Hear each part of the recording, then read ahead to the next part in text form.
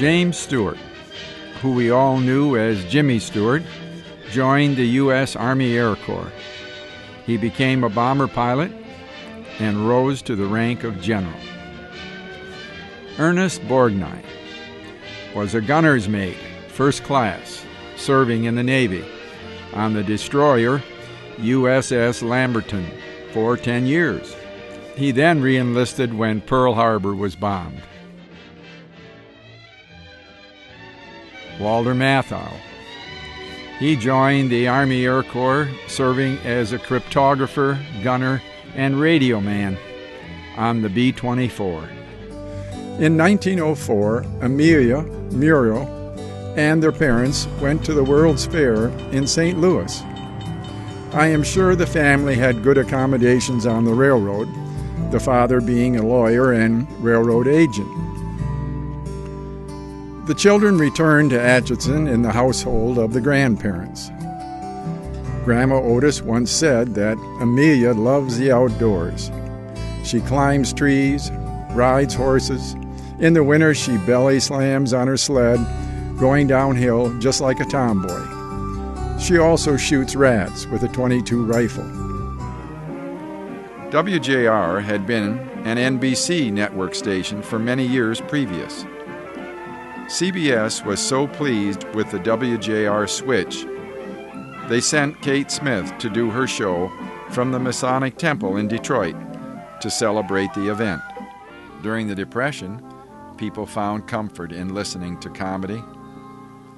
Radio shows like this provided assistance in coping with personal despair. Let me ask you something here. Wouldn't it be better if we just called the police and just had them pick him up? No, listen, Andy, I done heard this morning that he is moving out of the apartment tomorrow, and I ain't taking no chances on losing out on this reward. I'm going to get him. The Amos and Andy show lasted on radio until 1960, a total of 34 years. Samuel Langhorne Clemens, later known as Mark Twain, was born in Florida, Missouri in 1835. His father was a lawyer who also traded in land deals. The family did not have much money, so young Sam went without and in later years stated they lived in poverty, certainly after his father died. In early 1895, Mark Twain, America's favorite author and humorist, was in a courtroom facing a judge to work out his near-bankruptcy situation of $160,000 of debt. He was ordered to pay off all his creditors in full payment with interest. How could he do this when he was so deep in debt? He apparently told the judge about plans that he and Major James Pond had for an around-the-world tour, giving his lectures. The trip takes them across Lake Erie to the Detroit River, then into Lake St. Clair. The diary makes mention of New Venice on the St. Clair River. Major Pond comments, "A most interesting resort. For miles on the American side, there are rows of cottages built upon pilings over the water. This is a unique resort for wealthy people of Michigan, Ohio, and Indiana." On July 18th, they are on Lake Huron. As Mark Twain is on the deck enjoying the early morning breeze, many passengers make excuses to speak to him. One passenger gives him a shaving stone. The man said, "All you have to do is rub it on your face and the rough beard will disappear." There was unrest in many areas of Europe in the late 1700s due to the Napoleonic era. Napoleon had won many battles in Spain, Poland, and Italy, taking control in these countries. In 1849, 220,000 Irish leave ports in Ireland, mostly from Liverpool. This is near the peak of the Irish potato crop failure, and thousands of people are starving to death. Many young Irishmen actually had left for America during the cholera epidemic 20 years earlier because America was building canals. The Erie Canal, with their many contractors, needed cheap labor.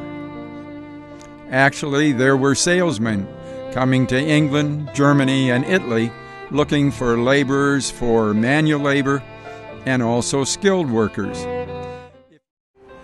With his father's consent, Patrick packs a suitcase with a couple changes of clothes and an extra pair of shoes from his uncle's shop, plus his birth certificate proving he is an Irish countryman. Having little money, he finds he can get to America by working on the ship during passage, by signing a contract and traveling in steerage class. If he hasn't earned $22 during the days crossing the Atlantic, he is obligated to work at the docks of the steamship line in New York until full payment is made. Traveling across the Atlantic in late May of 1865, he is met with good weather. Finally, on the 13th day, we arrive in New York Harbor, and I am told I will have a few more days of work for the steamship line at the dock area. I pass customs inspection at the Castle Garden Migration Center, being escorted by steamship representatives, as many of us in steerage are still under their contract. Gone are the days of seeing great flocks of passenger pigeons flying throughout Michigan. This bird represented 25% of the bird population in Michigan and in the United States. For nearly 70 years, beginning in the 1830s, this bird migrated to Michigan, nesting in the large and small trees of our dense forests. They nested along the riverbanks and in the woods next to a farmer's field. There were large nesting areas near Petoskey, Traverse City, Ludington, Grand Rapids, St. Joseph, Saginaw, and the whole Thumb area.